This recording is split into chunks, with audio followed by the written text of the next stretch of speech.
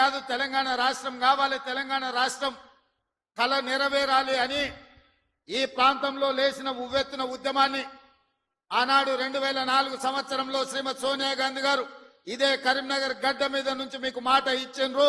మీ మనసులో ఉన్న కోరిక, ఈ తెలంగాణ ప్రజల ఆకాంక్ష నాకు తెలుసు, తప్పకుండా నెరవేరుతుంది అని చెప్పి శ్రీమతి సోనియా గాంధీ గారు ఈ కరీంనగర్ గడ్డ మీద నుంచే 4 కోట్ల ప్రజలకు మాట ఇవ్వడం జరిగింది. ఆ తర్వాత జరిగిన పరిణామాలు నేను చెప్పేదానికంటే మీ పార్లమెంట్ సభ్యుడు పొన్నం ప్రభాకర్ గారు ఆ రోజు పార్లమెంటులో పెప్పర్ స్ప్రేలను అడ్డుకొని తెలంగాణ బిల్లును ఆమోదింపజేయడంలో పెద్దలు జైపాల్ రెడ్డి గారి నుంచి మొదలు పెడితే మన పార్లమెంట్ సభ్యులందరూ పట్టుదలతోని వీరోచితంగా లోక్సభలో కొట్లాడితే తెలంగాణ రాష్ట్ర బిల్లు ఆమోదం అయ్యింది. తెలంగాణ రాష్ట్ర బిల్లు ఆమోదం ఆశామాషిగా జరగలే, అలా తప్పగా ఎవరో ఇవ్వలే. శ్రీమతి సోనియా గాంధీ గారు ఆంధ్రప్రదేశ్లో 155 అసెంబ్లీలు 25 పార్లమెంట్లు ఉన్న పార్టీ శాశ్వతంగా నష్టపోయినా, కేంద్రంలో అధికారం కోల్పోతుందని తెలిసిన 4 కోట్ల తెలంగాణ ప్రజల కోరిక నెరవేరాలి, కరీంనగర్ గడ్డ మీద నుంచి ఈ ప్రజలకిచ్చిన మాట నెరవేర్చాలి అని వారు ఇచ్చిన మాటకు కట్టుబడి ఇవాళ తెలంగాణ రాష్ట్రం ఇచ్చింది. కాబట్టి మనందరం గర్వంగా తలెత్తుకొని నాది తెలంగాణ రాష్ట్రం, ఈ తెలంగాణ రాష్ట్రంలో ఇందిరమ్మ రాజ్యం, ప్రజా ప్రభుత్వం ఉన్నదని ఇవాళ మనం గొప్పగా గర్వంగా చెప్పుకునే పరిస్థితులు ఈ రోజు మనకు వచ్చినాయి. అంటే శ్రీమతి సోనియా గాంధీ గారు కరీంనగర్ గడ్డ మీద నుంచి ఇచ్చిన మాట అన్న సంగతి నేను మీకు గుర్తు చెయ్యదలుచుకున్నా. అందుకే మిత్రులారా, కాంగ్రెస్ పార్టీ ఏదైనా మాట ఇస్తే ఆ మాట కోసం ఎంత దూరమైనా పోతుంది, ఆ ప్రజల ఆకాంక్ష నెరవేర్చడానికి ఎంత త్యాగానికైనా సిద్ధమవుతుందన్న సంగతి 2004లో సోనియమ్మ ఇచ్చిన మాటను చూసిన ఎవరికైనా అర్థమవుతుంది. ఈ ప్రాంతం నుంచి ఒక్కసారి ఎంపీగా మీరు పొన్నం ప్రభాకర్ను గెలిపిస్తే తెలంగాణ రాష్ట్రాన్ని సాధించండి. మరి నేను ఇక్కడికి వచ్చిన ప్రజల్ని ఈ వేదిక మీద నుంచి కరీంనగర్ ఉమ్మడి జిల్లా ప్రజలు నేను అడుగుతున్నా, బండి సంజయ్ గారిని 2 సార్లు పార్లమెంటుకు పంపిస్తే ఆయన మంత్రి అయింది, కానీ ఈ కరీంనగర్ జిల్లాకు నరేంద్ర మోడీ నుంచి చిల్లి గవ్వైనా తెచ్చిండా? ఈ కరీంనగర్ అభివృద్ధి కోసం వారు ఎప్పుడైనా పార్లమెంట్లో మాట్లాడిండా? మీరు ఆలోచన చెయ్యండి.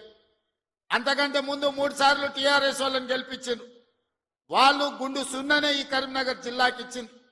నిజంగానే వినోద్ కుమార్ గారు, చంద్రశేఖర్ రావు గారు వీళ్ళందరూ ఈ ప్రాంతానికి నీళ్లు తెచ్చినుంటే, నిధులు ఈ ప్రాంతంలో ఖర్చు పెట్టినుంటే ఈ కలికోట సూరమ్మ ప్రాజెక్టు పెండింగ్ ఎందుకుంటుండే, సిరిసిల్ల నియోజకవర్గంలో ప్యాకేజీ 9 పడావు ఎందుకు పడుతుండే, ఈ దేవుడు రాజన్న కోడె దూడలను ఇచ్చి కోరికలు నెరవేర్చే రాజన్న మందిరం 10 సంవత్సరాలు పడావు పడ్డట్టుగా ఎందుకు ఉంటుండే అని నేను ఈ మిత్రులను అడుగుతున్నా.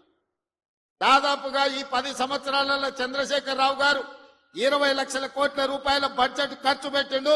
తెలంగాణ రాష్ట్రాన్ని 7 లక్షల కోట్ల రూపాయల్లో అప్పుల ఊబిలో ముంచిండు. 7 లక్షల కోట్ల రూపాయల అప్పు తెచ్చిన చంద్రశేఖర్ రావు 10 సంవత్సరాలలో 20 లక్షల కోట్ల రూపాయలు ఖర్చు పెట్టిన చంద్రశేఖర్ రావు 100 కోట్లతోని రాజన్న దేవాలయాన్ని పూర్తి చేయలేకపోయిందా? ప్యాకేజీ నెంబర్ 9 సిరిసిల్లలో ఎందుకు పడావు పడ్డది? కలికోట సూరమ్మ ప్రాజెక్ట్ ఎందుకు పూర్తి కాలేదో మీరు ఒక్కసారి ఆలోచన చేయండి. ఇవాళ మీ రోడ్లు వెడల్పు విషయంలో కానీ మీరు ఆనాడు ఎమ్మెల్యేగా ఎన్నుకున్న ఆయన 3 సార్లు గెలిచినట్టు ఉన్నాడు. ఆయనను గవ్వాలంటే మీరు జర్మనీకి పోవాల్సిన పరిస్థితి ఉండే. కానీ ఇవాళ ఆది శ్రీనివాస్ మీరు పోవాల్సిన పని లేదు. మీ గల్లీకో, మీ తండాకో, మీ ఊరికో రోజు దయ్యం పట్టినట్టే తిరుగుతుండే ఆది శ్రీనివాస్. ఆయనకు పట్నం ఆడుందో తెలియదు. అసెంబ్లీ ఉన్నప్పుడు పట్నం వచ్చిందంటే పైగో ఇన్ని కాగితాలు పట్టుకొని వస్తాడు నా దగ్గరికి. మీ ఎమ్మెల్యేని చూస్తేనే నాకు భయం అవుతుంది, మళ్ళీ ఏం తెచ్చి కాగితం చేతిలో పెడతాడో, మళ్ళీ ఏం అడుగుతాడో అని.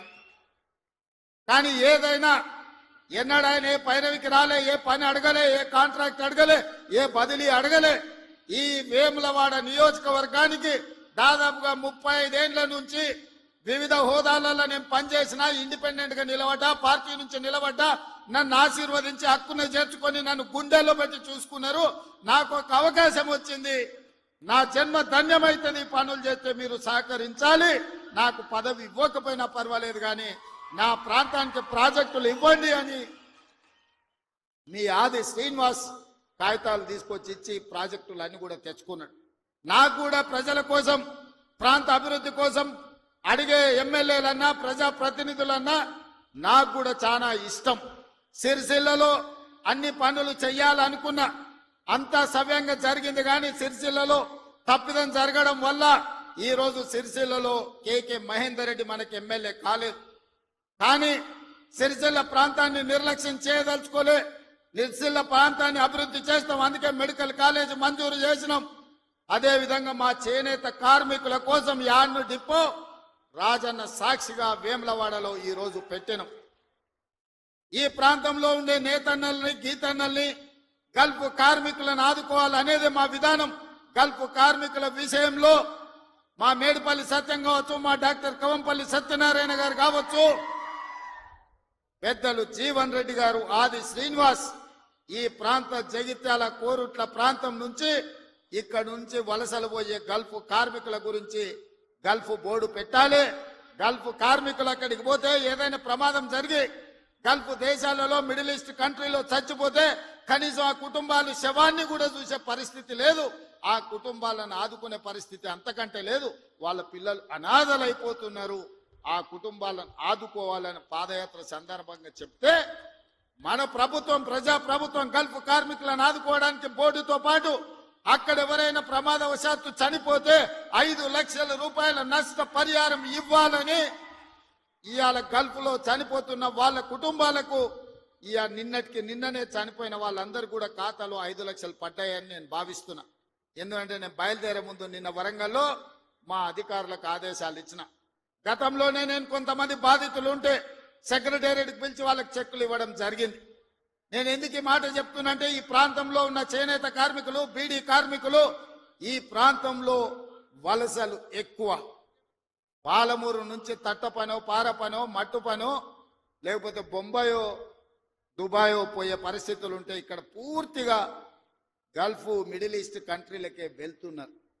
వీళ్ళ కోసం ప్రత్యేకమైన బోర్డు తేవాలి, వీళ్ళని ప్రత్యేకంగా ఆదుకోవాలి, వీళ్ళ పిల్లలకు ఒక మంచి చదువులు ఇవ్వాలి, వాళ్లకు మంచి భవిష్యత్తు ఉండాలి అని ఇవాళ గల్ఫ్ కార్మికుల గురించి మన ప్రభుత్వం ఆలోచన చేస్తున్నది.